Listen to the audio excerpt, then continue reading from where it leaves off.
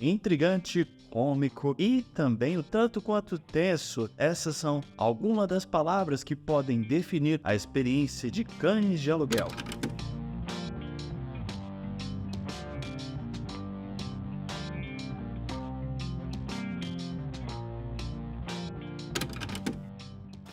Um grupo de ladrões são contratados para roubar diamantes, porém seus planos são arruinados com a chegada de policiais, o que levanta a suspeita de que um deles é um policial disfarçado. You're acting like a first-year fucking thief. I'm acting like a professional. A experiência da história. Galera, esse é o primeiro filme do diretor Quentin Tarantino, o primeiro filme dirigido por ele, mas também, como se não bastasse, ele escreveu a história e atuou também como um dos ladrões dos personagens principais. Ele atuou como o Sr. Marrom. Há muito tempo eu queria assistir, cheguei a ver cenas dele nas redes sociais, o que chamou muita atenção. Afinal de contas, é o primeiro filme do Tarantino, isso pra mim já é o suficiente pra chamar a atenção. Ele que, como ele mesmo diz, a faculdade de cinema dele foi o próprio cinema, foi ir ao cinema, assistir filmes onde ele pega as referências e acaba as usando para criar as suas histórias. Eu vou ser bem honesto com vocês, minhas expectativas eram de acompanhar uma boa narrativa. É o primeiro filme, então eu já estava com a expectativa também de que ele não teria altas coisas acontecendo, um filme de baixo orçamento, um filme para o iniciante Tarantino mostrar a sua capacidade em produzir, em dirigir boas histórias, e eu não tive uma sensação negativa e contrária à expectativa positiva que eu tinha a respeito deste filme. É um filme que, assim, tem elementos, cara, que eu acredito que sempre podem ser encontrados nos filmes do Tarantino. A questão de você encontrar diálogos desenvolvidos, diálogos que até mesmo você pode enxergar como irrelevantes em alguns momentos, dado o contexto das histórias. Ou seja, vamos pegar, por exemplo, Bastardos Inglórios, e eles estão ali comentando alguma coisa ali que não necessariamente está diretamente relacionada à guerra, mas que ainda assim assume uma importância de nós nos afeiçoarmos com o personagem, com a sua personalidade, com o seu caráter, e de alguma forma nos sentirmos cativados por ele, entendeu? Não é porque, por exemplo, o personagem é um soldado de guerra, um mafioso, que ele tem que ficar no estereótipo, no arquétipo de serião, de durão, de um cara traumatizado, um cara que só tá interessado em dinheiro. Tarantino, ele escreve os personagens, alguns deles pelo menos, de uma forma que muito nos remete, por exemplo, a momentos em que nós nos encontramos com os amigos e trocamos ideias sobre diversas coisas, diversos assuntos, não só trabalho, entendeu? E é uma coisa que eu enxergo, inclusive, em uma das primeiras cenas do filme, que é quando os ladrões, os bandidos, eles estão reunidos ali no restaurante, estão comendo, eles estão discutindo sobre diversas coisas, estão discutindo sobre música, estão discutindo sobre dar ou não gorjeta pro garçom, assim, coisas corriqueiras, mas que nos dão a oportunidade, inclusive, de fazer ainda de uma forma básica e uma primeira impressão sobre a personalidade, o caráter dos personagens. Então, já na primeira cena você assume uma ideia de que tal personagem ele é o mais influenciável, de que outro personagem é um cara mais da liderança, de que ele tem ali uma certa oposição, ele não é exatamente concordante com as ideias de outro cara, de outro integrante ali. Um é mais, como é que eu posso dizer, desobediente, ele tá sempre apontando objeções a respeito de uma ideia, de um assunto. Inclusive nessa primeira cena, na minha opinião, o roteiro ele acabou sendo escrito de uma forma onde mostrou de primeira impressão, de primeiro relance, quem realmente vai ser importante na história, tá certo? Você tem os personagens secundários ali que eles falam, eles dialogam, só que de alguma forma você fica uma impressão de que eles não vão durar muito, ou que pelo menos não vão ser tão importantes quanto alguns dos outros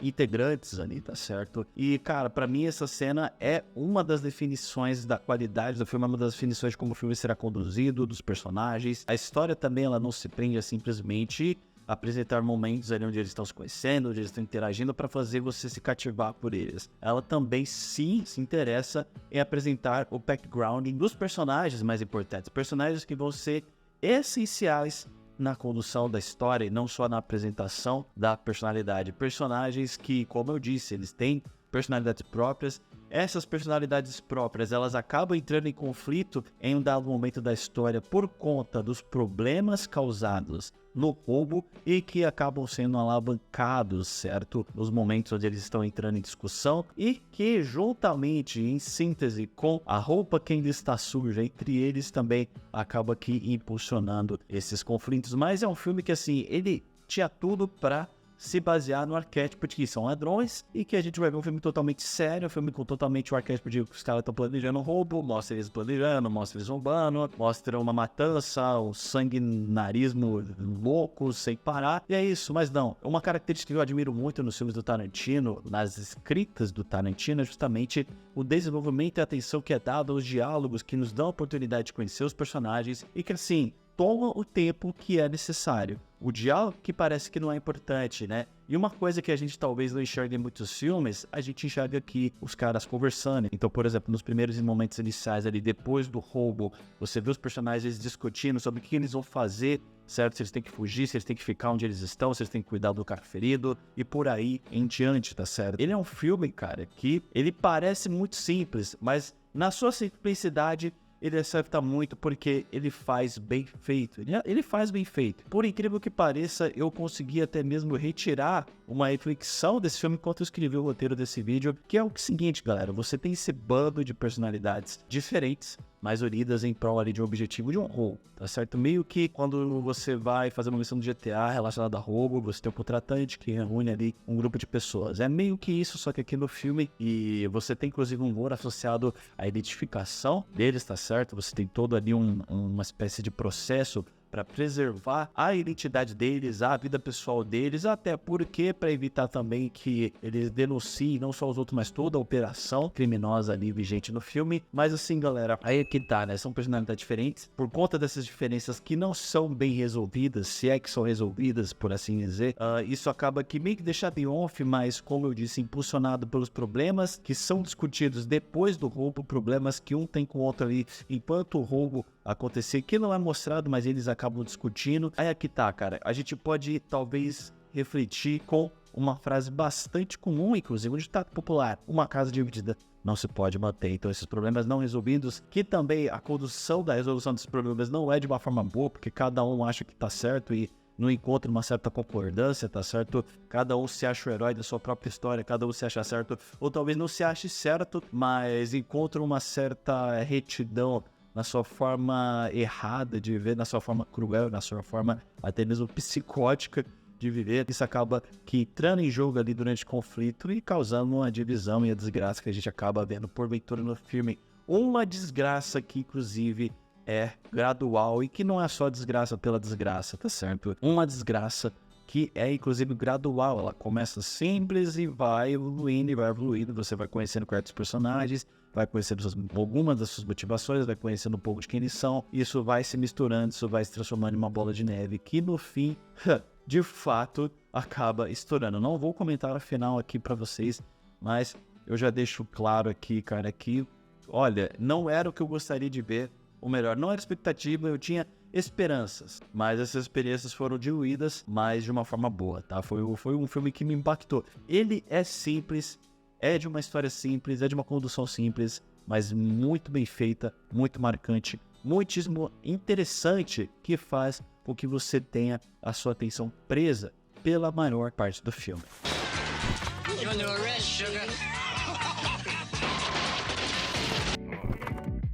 Atuação. É um pouco difícil dar destaque porque eu vou ser muito honesto com vocês. Como eu disse, o roteiro, ele deixa claro quem vai ser importante e quem não vai ser importante. Não é à toa a utilização dos backgrounds, inclusive, tá certo? Os personagens importantes, eles têm um background. O filme tem uma montagem onde ele mostra o passado e o presente. E, assim, dos principais, cara, eu gostei de todos. Os atores, eles conseguiram transmitir de uma forma sutil, mas que diferenciou um do outro por conta das suas personalidades diferentes. Um que é mais psicótico conseguiu transmitir isso ainda de uma forma sutil, ou seja, ele é o psicótico que se finge de bonzinho, mas ele é psicótico, cara. O outro, ele é mais velha guarda, o bandido velha guarda. Ele faz coisa errada, mas ele tem um certo senso de honra. O outro, ele é lógico, só que ele é lógico psicológico porque ele quer salvar a própria pele se as coisas forem dar errado. Mas eu vou dar destaque pro ator do Vic Vega, que, cara, que seria o caso o Senhor Loiro, ou o Senhor Dourado, por assim dizer, por aí em diante, que, como eu disse, ele é o personagem psicótico, e a gente vê esse aspecto psicótico sendo manifestado e até sendo usado na discussão da história, o que é muito importante, mas de uma forma sutil, ou seja, ele é um cara que ele tá ali, ele tá de boa, ele tá tranquilo, você não suspeita que o cara é psicótico, mas se der uma oportunidade, meu filho, ele vai querer ver sangue, ele vai causar o sangue ali, com certeza, como a gente ouve os personagens falarem e até mesmo ver. Então, ele foi o que me chamou mais atenção, eu confesso, então eu vou dar destaque para ele.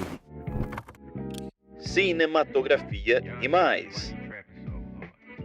Eu acredito que é uma cinematografia que, inclusive, a gente vê bastante nos filmes da década de 90, mas que, por algum motivo, eu não achei generalista. Eu identifico a qualidade da época, mas, ao mesmo tempo, sem deixar de prezar por elementos técnicos e visuais que melhoram o storytelling, a narrativa, tá certo? A forma como se conta a história. Então, jogos de câmera, onde você consegue fazer algumas interpretações, certo? Algumas formas de filmagem, que eu quero dizer que você consegue tirar algumas ideias sobre qual que é a mensagem que está sendo transmitida a respeito do que está acontecendo ali, através de quem é quem, de fato e de verdade. Umas aplicações de cores interessantes, até mesmo. Uma fotografia bonita nos lugares mais, como é que eu posso dizer? Nos offices, tá? Nos escritórios ali dos mafiosos, que muito lembra, por exemplo, o Poderoso Chefão, o Scarface até mesmo. Então, cara, é um ponto positivo também, dado ao contexto da época, tá certo? E que digamos que assim, eu acredito até mesmo que no filme Era Uma Vez em Hollywood, também do Quentin Tarantino, ele chega a conduzir uma fotografia que se assemelha aos filmes da década de 90, por exemplo, também, certo? Então, cara, ponto positivo. Trilha sonora.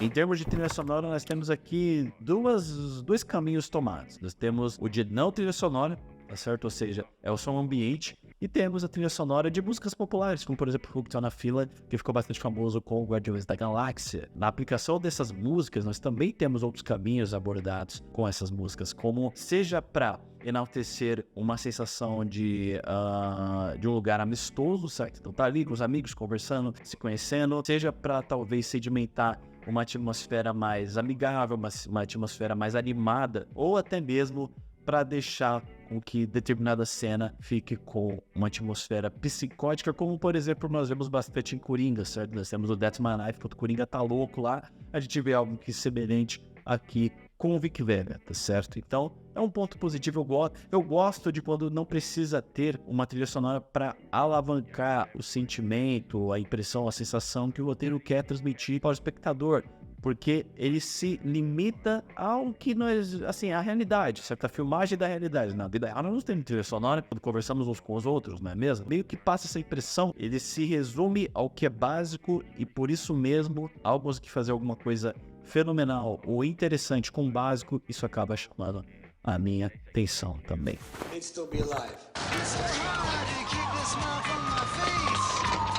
E Rock Atentos, que você recomenda Cães de Aluguel? Definitivamente recomendo Cães de Aluguel de 1992, aí, dirigido por Quentin Tarantino e está disponível no Amazon Prime Video para você assistir. E o que eu tinha para falar sobre esse filme era isso. Se você gostou desse vídeo, deixe seu like. Se você já assistiu Cães de Aluguel, comenta aqui o que você acha desse filme e se você ainda não assistiu, se pretende assistir e qual outro filme que você quer que eu traga aqui do Quentin Tarantino, se você tem alguma coisa também para agregar a essa discussão, tá certo? Se inscreve aqui no canal para não perder os próximos vídeos.